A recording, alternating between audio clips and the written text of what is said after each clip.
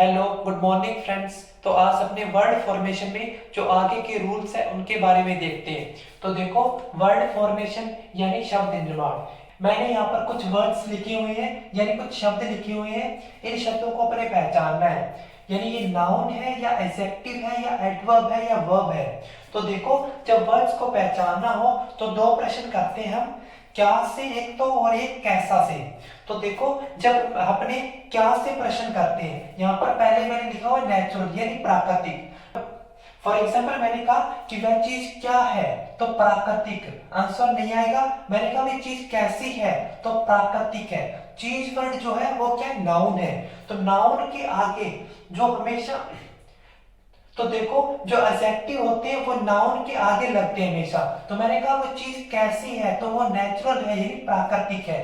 तो जो प्राकृतिक वर्ड है यानी जो नेचुरल वर्ड है वो एडजेक्टिव है। अब देखो, जब एडजेक्टिव से एडवर्ब बनाते हैं तो उसमें एलवाई लगा देते हैं। देखो, नेचुरल में एलवाई लग गया, नेचुरली यानी प्राकृतिक रूप से, यानी प्राकृतिक रूप से। फिर देखो, जब अपने वर्ब बनाते हैं तो वर्ब बनाते समय अपने बी प्लस एडजेक्टिव लगाते हैं या फिर मेक प्लस एडजेक्टिव लगाते हैं। फॉर एग्जाम्पल देखो, नेचुरल तो बी नेचुरल प्राकृतिक होना, या फिर मेक नेचुरल प्राकृतिक बनाना। अब इसकी जो नाउन फॉर्म होती है वो देखो, तो नाउन फॉर्म इसकी हो जाएगी नेचर यानी प्रकृति। नेक्स्ट देखो, मैंने यहाँ पर लिखा हुआ सक्सेसफुल। नेक्स्ट देखो, मैंने यहाँ पर लिखा हुआ सक्सेसफुल यानी सफल। तो मैंने फॉर एग्जाम्पल मैंने बोला कि वह आदमी कैसा है।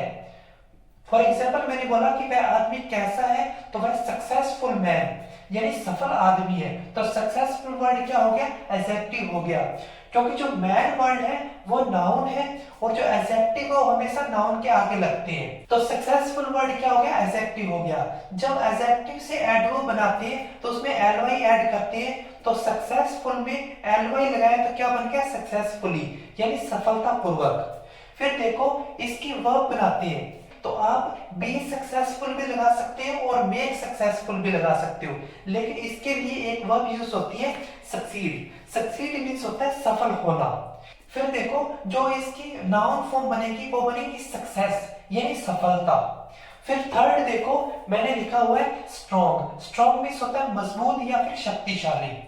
फॉर एग्जाम्पल मैंने बोला कि वह आदमी कैसा है, तो वह आदमी मजबूत या शक्तिशाली है यानी स्ट्रॉन्ग मैन। जो मैन वर्ड है वो क्या, नाउन है, और नाउन के हमेशा आगे क्या लगते हैं, एडजेक्टिव लगते हैं। तो जो स्ट्रॉन्ग वर्ड है वो क्या हो गया, एडजेक्टिव हो गया। जब एडजेक्टिव से एडवर्ब बनाते हैं तो उसमें क्या लगाते हैं, एलवाई लगाते हैं। तो स्ट्रॉन्ग में एलवाई लगाया, स्ट्रॉन्गली बन गया यानी मजबूती से। और फिर जब वर्ब बनाएंगे तो आप बी स्ट्रॉन्ग भी लगा सकते हो और मेक स्ट्रॉन्ग भी लगा सकते हो, लेकिन इसके लिए एक वर्ड यूज होता है स्ट्रेंथन। स्ट्रेंथन मींस होता है मजबूत बनाना या मजबूत होना। फिर फोर्थ मैंने लिखा हो ब्लैक। ब्लैक मींस होता है काला।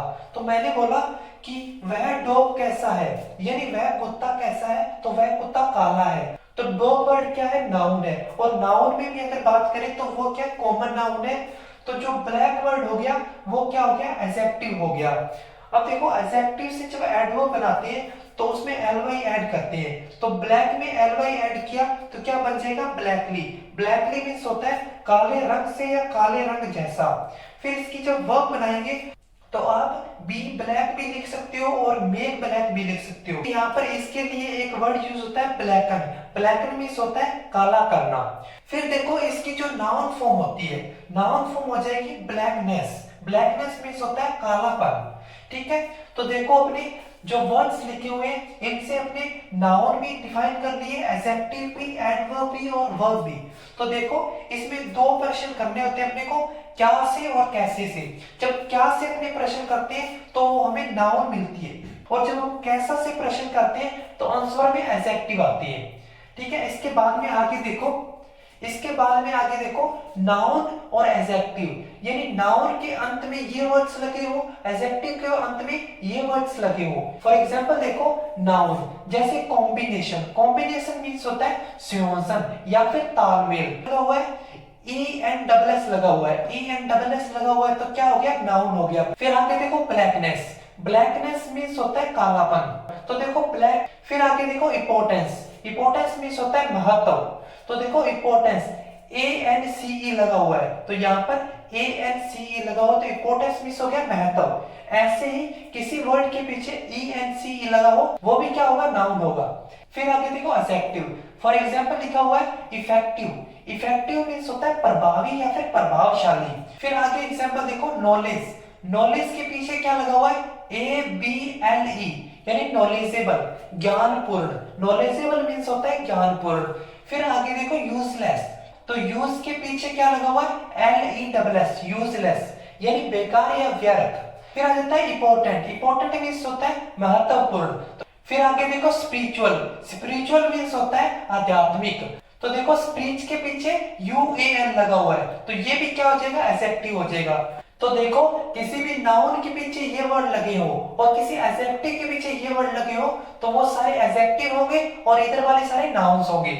फिर आगे आ जाते हैं, some nouns are always used in singular form, यानी कुछ संख्याएं ऐसी होती है जो हमेशा एक वचन रूप में ही उपयोग में ली जाती है और उनके साथ में हमेशा सिंगुलर वर्ब यूज होती है, यानी एक वचन क्रिया ही यूज होती है। फॉर एग्जाम्पल देखो फूड यानी खाना या खाद्य, तो इसका फूड्स नहीं करोगे, ये सिंगुलर में यूज होगा। ट्रैफिक यातायात, बैगेज सामान या बोरिया बिस्तरा, या फिर यात्री का सामान, लगेज सामान, सीनरी प्राकृतिक दृश्य या फिर सुंदर दृश्य, म्यूजिक संगीत, ये सभी जो नाउन्स होती हैं ये हमेशा सिंगुलर फॉर्म में यूज की जाती है और इनके साथ में हमेशा सिंगुलर वर्ब का यूज होता है। अब जो इसके आगे वाली नाउन्स है उनके बारे में देखते हैं। तो अब हम बात कर लेते हैं, उनका कभी भी प्लूरल नहीं बनाया जाता और उनके साथ में हमेशा सिंगुलर फॉर्म में यूज होती है। तो देखो मैंने यहाँ पर सभी की सभी नाउन्स लिखी हुई है वो। फॉर एग्जाम्पल देखो इमेजरी यानी कल्पना, ऑयल यानी तेल, वाटर पानी, फ्यूल ईंधन, इलेक्ट्रिसिटी विद्युत, ब्रेड चपाती, गोल्ड सोना, आयरन लोहा, इंफॉर्मेशन सूचना, इक्विपमेंट उपकरण, मशीनरी साधन या तंत्र, एडवाइस सलाह, ऑफस्प्रिंग्स संतान। देखो इसमें एस लगा हुआ है तो ये प्लूरल नहीं है, ये एस तो इसमें लगता है।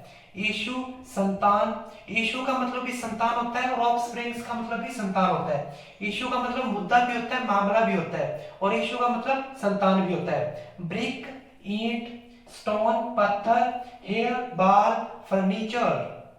तो देखो फर्नीचर, फर्नीचर मानव उपयोग, बैठने सोने, कुर्सी मेज सोफा पलंग, यानी जो बैठने सोने का जो सामान होता है कुर्सी मेज सोफा पलंग, वो क्या होती है, फर्नीचर होती है। वर्क कार्य, वुड लकड़ी। देखो ब्रेकेस, ब्रेकेस टूट फुट या फिर तोड़ फोड़ या फिर टूट फुट प्रहार। पोट्री काव्य या कविता या पद्य। स्टेशनरी लेखन सामग्री। पोट्री मिट्टी के बर्तन बनाने का स्थान। फिर आगे देखो क्रॉकरी चीनी मिट्टी के बर्तन। ग्रीनरी हरियाली। ड्रैपरी कपड़ा बेचने का व्यवसाय। पोस्टेज डाक शुल्क या डाक खर्च। परसेंटेज प्रतिशतता। हेल्थ स्वास्थ्य। फुलरी, फुलरी मूर्खता या विडंबना। अब देखो इन नाउन्स के अंत में एस, ईएस या आईएस नहीं जोड़ा जा सकता। ये अनकाउंटेबल नाउन्स होती है। अनकाउंटेबल नाउन्स उन्हें कहते हैं जिन्हें हम गिन नहीं सकते। इन्हें काउंटेबल नाउन्स बनाने के लिए, मतलब जिन नाउन्स को हम गिन सकते हैं वो नाउन बनाने के लिए इन नाउन्स के अंत में a piece of, pieces of, heap of, heaps of, lop of, lops of, ये सभी यूनिट्स यानी इकाइयां लगाते हैं। देखो ए पीस ऑफ का मतलब होता है का एक टुकड़ा। पीसेस ऑफ का मतलब होता है के टुकड़े। हिप ऑफ का मतलब होता है के ढेर। हिप्स ऑफ का मतलब होता है बहुत सारे ढेर। लॉप ऑफ का मतलब होता है चपाती या पाव रोटी। लॉप्स ऑफ का मतलब होता है चपातियां या पाव रोटियां। अब देखो अनकाउंटेबल नाउन्स, एग्जांपल मैं बताता हूं आपको, जैसे ऑयल अनकाउंटेबल है, वाटर अनकाउंटेबल है, फ्यूल अनकाउंटेबल है, इलेक्ट्रिसिटी अनकाउंटेबल है, ब्रेड अनकाउंटेबल है, गोल्ड अनकाउंटेबल है, आयरन अनकाउंटेबल है, इंफॉर्मेशन अनकाउंटेबल है, इक्विपमेंट अनकाउंटेबल है, मशीनरी अनकाउंटेबल है, एडवाइस अनकाउंटेबल है। ऐसे करके सारी की सारी जो वर्ब्स है ये अनकाउंटेबल में आती है। अब देखो अपने पहले रूल की जितनी भी नाउन्स थी मैंने सारी की सारी यहाँ पर लिख दी। अब इन नाउन्स को अपने सेंटेंसेस में यूज करके देखेंगे। तो इन नाउन्स का सेंटेंसेस में यूज अपने नेक्स्ट वीडियो में करेंगे।